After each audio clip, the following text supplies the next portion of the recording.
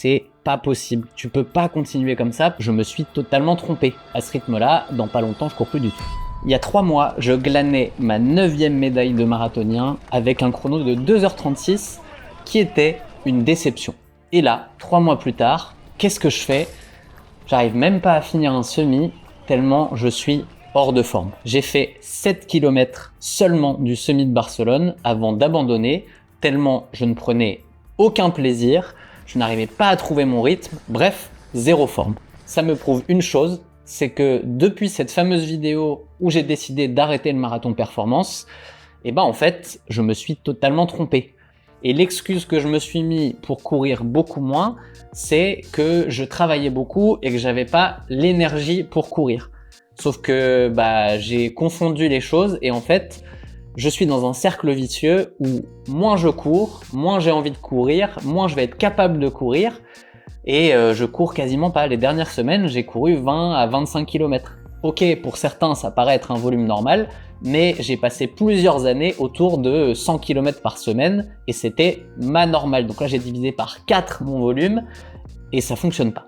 Et surtout, c'est le titre de cette vidéo, pour moi, commencer à dire je cours peu parce que je travaille beaucoup donc j'ai pas le temps, c'est le début de la fin. Et c'est surtout une belle excuse parce qu'en réalité, trouver le temps de courir un peu plus, je l'ai. C'est juste, il faut le prioriser, il faut le décider, sinon ça n'arrivera pas parce que je pense que naturellement, on est tous des flemmards. Si on nous pose la question de est-ce qu'on reste dans le canapé ou est-ce qu'on va courir, surtout en hiver, la majeure partie du temps, on va rester dans le canapé. En tout cas, si on ne se force pas un petit peu. Et en fait, c'est tranquillement commencer à me transformer en sédentaire de dire ça, parce que à ce rythme-là, dans pas longtemps, je cours plus du tout. Et pourquoi j'ai décidé de vous en parler aujourd'hui? Parce que je pense sincèrement que c'est un cercle vicieux dans lequel on peut rentrer extrêmement facilement et qu'après, c'est dur de s'en sortir. Littéralement, quand je courais 2 fois par jour en prépa marathon, sortir courir, c'était pas difficile, c'était une habitude. Comme ça, je me posais pas la question, j'y allais. Aujourd'hui, aller courir, c'est compliqué parce que je suis pas obligé, je me pose des questions et en fait j'ai d'autres choses à faire. Et je déteste cet état dans lequel je suis actuellement. Et si je vais plus loin en mettant des mots là-dessus, je pense que ça nous détruit à petit feu d'être dans cet état-là. Plus on va avancer, moins on va avoir envie et plus on va être un peu déprimé physiquement. Et du coup, ma conclusion, c'est qu'en ce moment, je subis totalement la course au lieu de la vivre, au lieu d'en être acteur. Et du coup, ça n'a plus aucun intérêt pour moi de courir de cette manière-là, parce que le plaisir que je disais vouloir aller chercher, il n'existe pas. Et surtout, je me suis aussi bien rendu compte que le plaisir, il arrive quand on est suffisamment en forme pour en prendre. Si on n'est pas en forme, on prend pas de plaisir parce que c'est dur. Notre corps, il a besoin de se sentir à l'aise à faire les choses et ça passe par un minimum d'entraînement, un minimum de forme qui va petit à petit nous ramener dans la zone du plaisir. Donc il faut s'entraîner efficacement pour prendre du plaisir et c'est là que j'ai décidé de changer quelque chose de manière importante, c'est de remettre de la discipline dans mon entraînement. Ça veut pas dire que je repasse en mode performance. Pour moi, par quoi ça va passer? Sport, tous les matins, no fucking excuse. C'est-à-dire tous les jours, je me lève, je fais un peu de sport. Ça peut être une belle séance de mobilité, ça peut être d'aller à la salle faire du renfo, ou ça peut être de courir, mais je veux commencer ma journée par du sport. Parce que je suis du matin, c'est comme ça que je fonctionne le mieux, donc je vais pas attendre la fin de journée pour aller faire mes séances de sport, je vais le prioriser en début de journée, et tous les jours.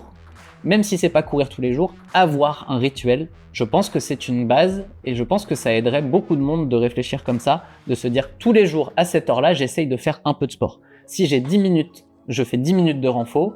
Si j'ai 30 minutes, je peux aller faire une petite course parce que mieux vaut aller courir 25-30 minutes que de ne rien faire du tout. Je l'ai déjà dit, mais je le répète. Et les jours où c'est vraiment compliqué, où c'est vraiment impossible, je ferai mon petit 5 minutes de mobilité en faisant un peu de respiration et en essayant de me dire « Ok, j'ai bien démarré ma journée, j'ai fait quelque chose ». Le but, c'est pas de se mettre une pression là-dessus, c'est juste de se mettre une habitude et de s'y tenir. Parce que le corps est une machine à habitude et en fait, plus on s'habitue à quelque chose, plus c'est facile de le faire.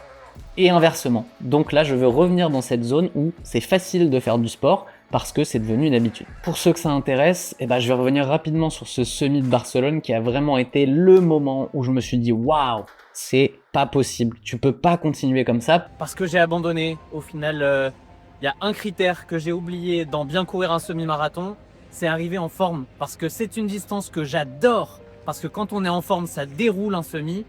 Mais quand on arrive sans s'être préparé suffisamment, c'est un calvaire parce que c'est proche du seuil et c'est des allures qui sont super compliquées quand on n'est pas en forme.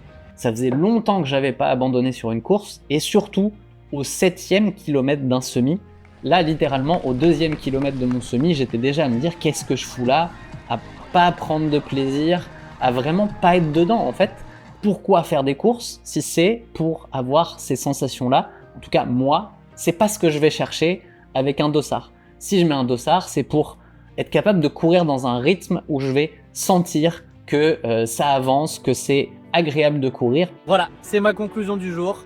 Maintenant, j'ai eu des tonnes de semis bien réussis. Je vous souhaite que le prochain, ça soit le cas. Je vous remets la vidéo avec les 9 erreurs à ne pas faire. J'en ai fait 2 hier et clairement, ça m'a coûté un petit peu. Donc, c'est pas parce qu'on a écrit les vidéos qu'on peut pas faire les erreurs qui sont dedans. Allez, je vous laisse avec ça. À la prochaine.